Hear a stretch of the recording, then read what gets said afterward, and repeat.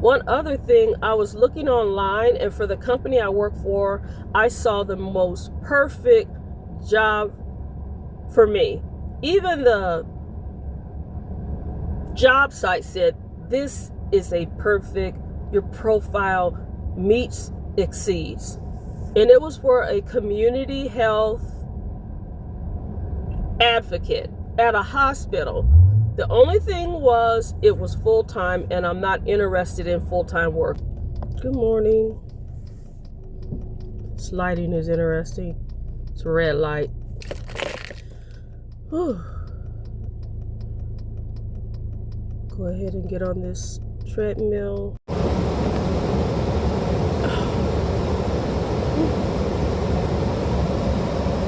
No, my face is rosy. Whew. Oh goodness. All right, so that was a good workout. Hello, and I am all showered and clean. Let me tighten up these earrings. Whew. Hi, I'm back from getting my spring chop. All right. I was looking at Reddit, and I found this question from this person. I guess they must be getting ready to go to graduate school and get a master in public health. And they were asking, is a MPH from, which is better, a Yale MPH or a Brown University MPH?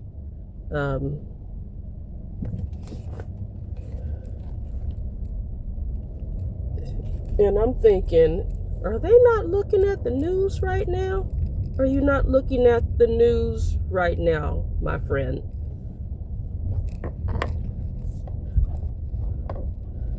What matters right now, should you still decide to get a MPH, is getting excellent internships.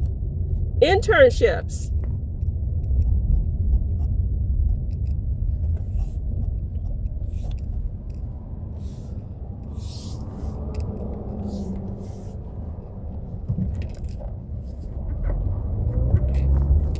And I'm going to be honest with you, I wouldn't just be looking at the school. I have posted so many internship opportunities for people while they're still in college. You can go back and look at some of my posts on LinkedIn. Really, I posted it on YouTube community also. And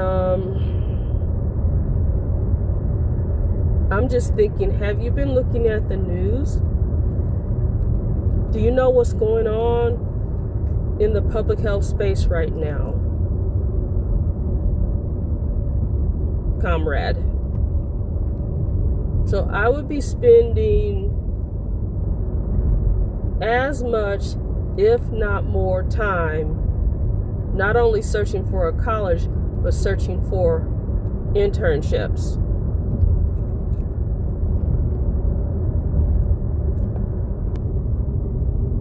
I don't want to rain on anyone's parade, but I would also say be very flexible in your job searches. Don't only look at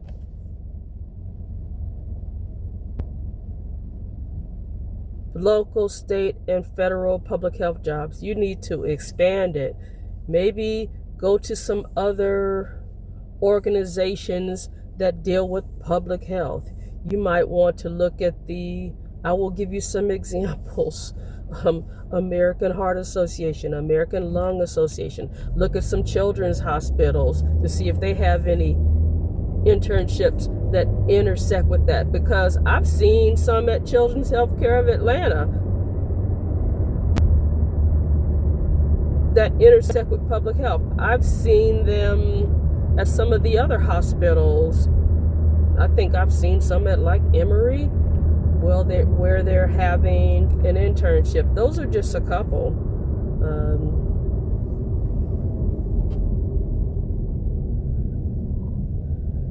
But I would really be looking at that children's hospital, because they have posted a lot of internships that have intersected with public health. And you want to get somewhere where you're going to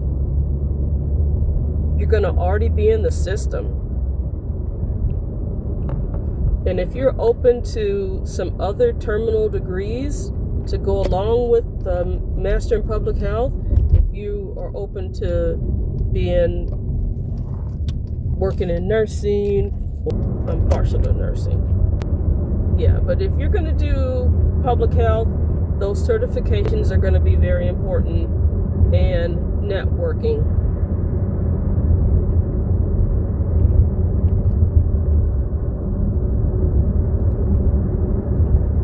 My son was talking to my daughter who works in film. Hey girl. Hey my baby girl. Anyway, he was saying the best thing to think about in film, and I know that this is off topic, is phone numbers and money numbers. Really, emphasis on the phone numbers. The money numbers are important. I mean, we all have to live, but the phone numbers, meaning who are your contacts and mentors. And if you have a good working relationship with your professor, that's a good place to start. If they seem like they're fond of you and you have to use your discernment, say, hey, I'm looking for an internship, or I'm looking for a job in this field. The best thing that you could do is to have an internship throughout college and get one after graduation. And to be honest, you might have to think of other ways of income. I'm going to be very honest with you. I'm having the same conversation with you that I'm had with my daughter who works in film. And interestingly,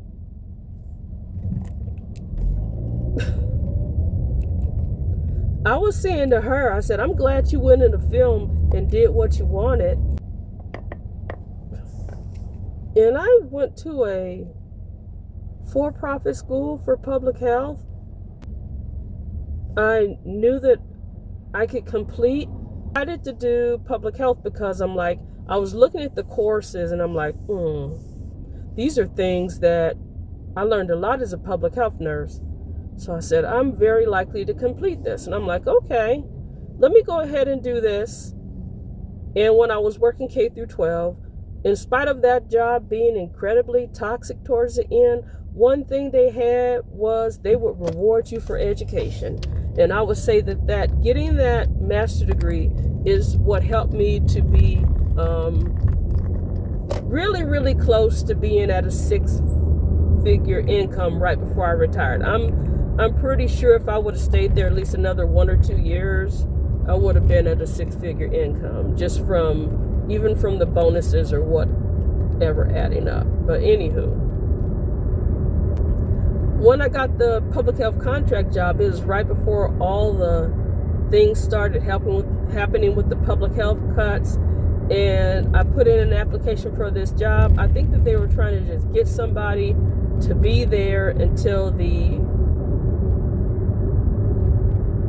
component I'm working for, the funding was cut off. But what really helped me was when I did the interviews, I recognized a lot of people's names and they recognized my name. And the other thing was, one of the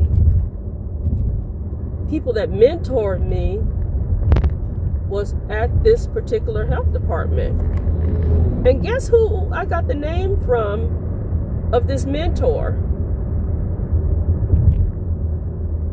When I first started at the K through 12 job, there was this nursing supervisor. And she's the one that gave me the name. Not the one towards the end that promoted. The first one there is the one that gave me the name. She got a sticky note and wrote the man's name on a piece of paper. Thank you. Thank you. I appreciate you. That was the original nursing supervisor I had on the K through 12 job before she retired. And the mentor had helped a lot of other students that were getting their public health. He brought me on, let me work on some in this work group that dealt with like refugee health. So I had a lot of learning experiences. But the good thing was after I did that, when I interviewed for this semi-retirement job, yeah, I knew a lot of the people. We go up there to the tax place, and the lady, the tax preparer, is sitting up there with someone that traveled, and we walk up, and we're like, hey. And she says, hey. Tax lady says, I thought I was supposed to see you on Friday. So I stop for a minute. I'm up here gaslighting myself. And then I look at my daughter, and my daughter says, it is Friday.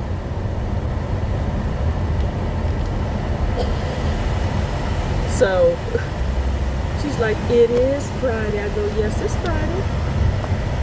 She's like, oh, one of my clients, she came in. We haven't seen each other in ages. They're sitting out in the rocking chairs out on the front porch. And I said, you need us to come back? She's like, do you mind? I said, oh. So what we're going to do, me and my daughter, we're going to drop her car off, the family car off, because she needs to get some brand new tires. My son looked and says, oh, she's going to be needing some new tires. So I'm going to go ahead and get her dropped off. And they're literally just going in there to start taxes. So I don't know. I'll see what my daughter wants to do, if she wants to go and get something to eat or something like that. Relaxing. I feel like I need to get them to check my car.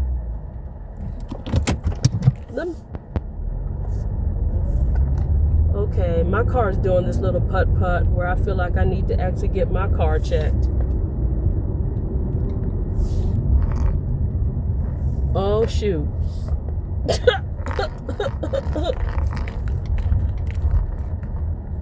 I've got a check engine light.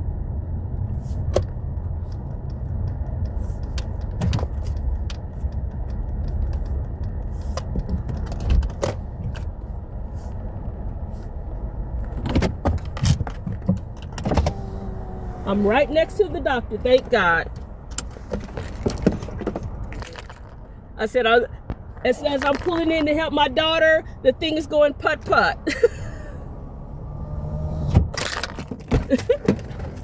May end up having to leave my car here too. I'm supposed to be coming to pick her up, and my car is making a putt-putt sound. Yeah, I hear putt-putt. Huh? I heard it putt. I know.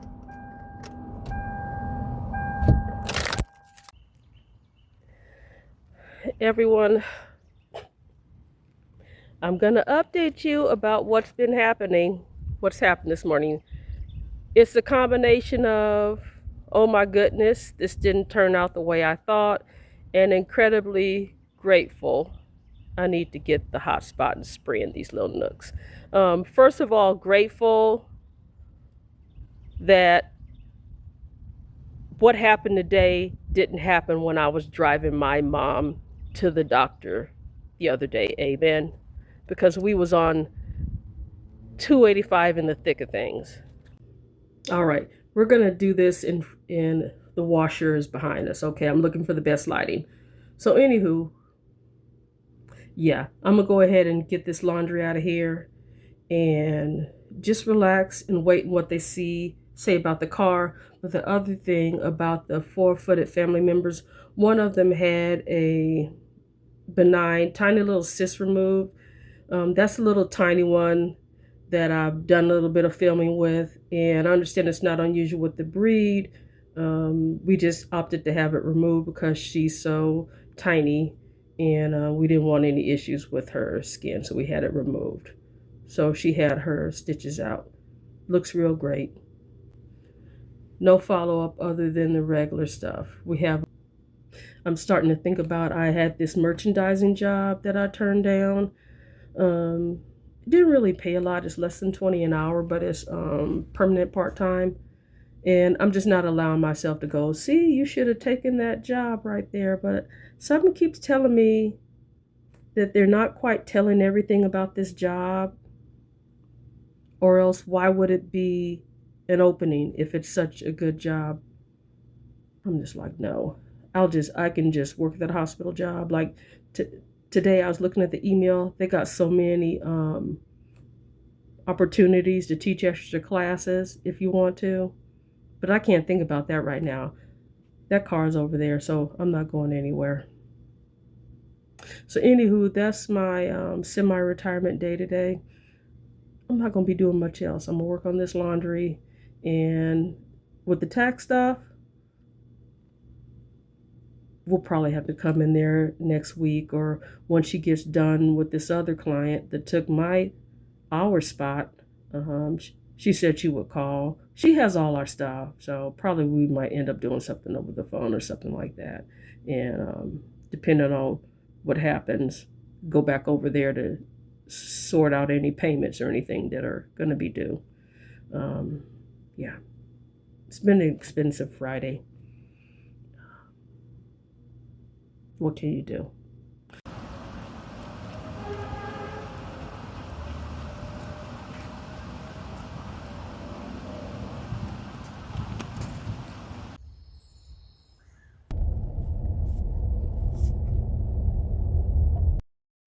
All right, I'm leaving the tax preparer. Okay, me and my daughter. All right. So the way it ended up, all for one and one for all. The fees, since my daughter got a federal refund, that's what we used to pay all the fees. The tax preparer didn't like it. She's like, I don't want to do that. I want her all to get it. I said, we really didn't ask you. And she's like, but it's her. And I said, no. I said, please figure out a way to take out my tax fee, preparing fee, and her tax preparing fee out of there. So she did something. So she's getting about $100 some back. And I ended up owing less than 4 figures that I have to pay the so that's not a problem. I thought it was going to be worse. I honestly thought that I might have ended up on $1,000 or more, and I didn't. I had honey, when I say the charitable giving, if I would have broke even, if I would have done federal withholding from my Social Security, my survivor benefit. So what I did was I went on the Social Security website and I went and I adjusted withholding, 10% withholding, because when I figured it out, really the preparer says 7% is more than enough, but I'm like, no, I'm gonna do 10% withholding and start it in May, and then that'll kind of give me like some time to adjust and everything with that last day being with the public health contract. That'll give me some time to adjust. So I'm just like, okay. I was like, okay, I got about $400 or $500 in this one account, in this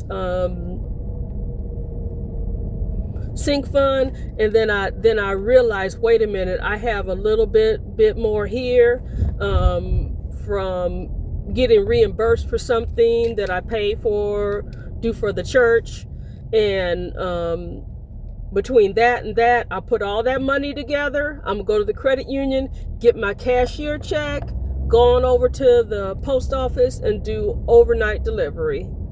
So I'll have that. I have a goal that 2 weeks from today, that'll be all done. And trust, I'm not playing with the federal government. I'm gonna send them their little money, so we can just be just fine together. Okay. I will leave them alone. So, but anyway, the tax lady, she's like, I said, you can go ahead and pull that fee out of there. She's like, but I don't want to. I said, well, I didn't ask you if you didn't want to. I want you to do that. I said, I know you have a problem with the charge. She's like, it's just too much. I said, I don't have a problem with it, and I'm the client. And I said, not only that, I want you to find a way to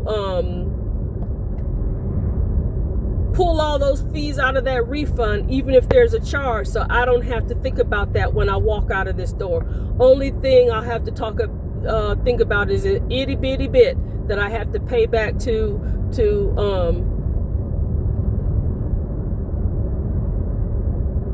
SCOTUS. No, to the feds. So yeah. She does not like that. And I said, each year we go through the same thing. I ask you to take the fee out and just go ahead and do the charge so I can have that convenience. The $90-some is worth it. She's like, I just think it's too much. I said, I really didn't ask you what you thought. If you don't want to do that, you don't want to do that. I said, please go ahead and do that. So when I walk out of here, my daughter's free and clear. She'll get her little federal refund. All our fees for me and her came out of there, and then I have to send the federal the idly piddly money that I have to send them because I didn't withhold from the Social Security survivor benefit, and I didn't end up owing any money to the state. No money to the state, because the pensions and all the other Social Security stuff is not taxable.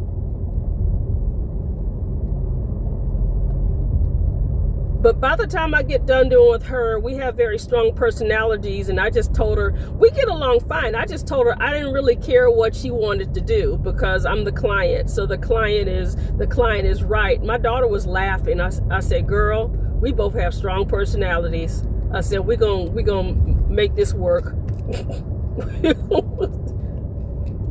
She's like, you didn't hardly get a discount. I said, I got a discount for early things. She's like, well, that's hardly anything. And I said, look, a win is a win.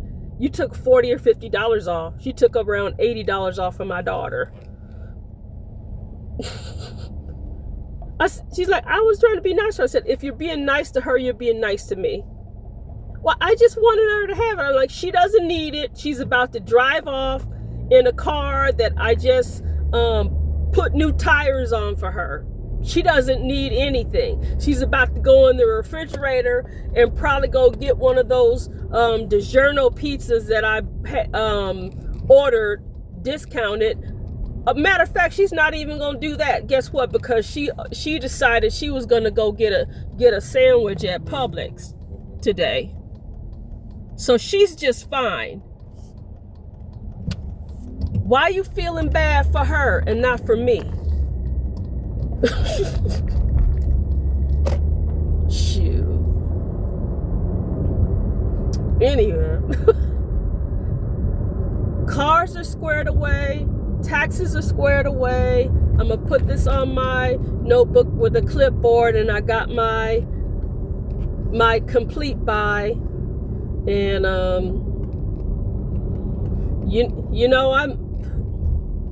we'll see. What is tomorrow? Tomorrow it might not be a bad day to go to the credit union to get this done, or go do it on Monday or whatever when I'm off. I'm so relieved. It could have been like way worse, and I think that's the key to having the records. And she said the thing that she found interesting was my charitable giving. My charitable giving has only decreased by half. And my pay between when I worked at K through 12 to now, my income has decreased by 75% on paper, because I don't think about that, because I know that God grants me favor. And so, as long as you have God's favor, that's better than any paycheck that you can get.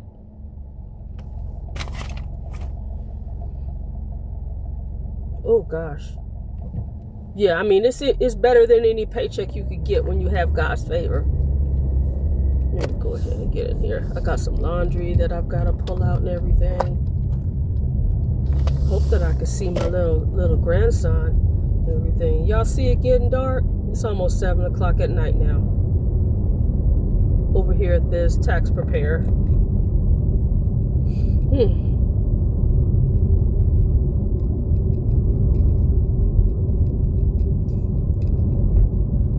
Started the day driving to the gym when it was dark and getting ready to be light, and so I'm coming home where it's still light and it's getting ready to be dark. So people say, oh, aren't you going to be bored during semi-retirement? I always have things to do. I am not bored.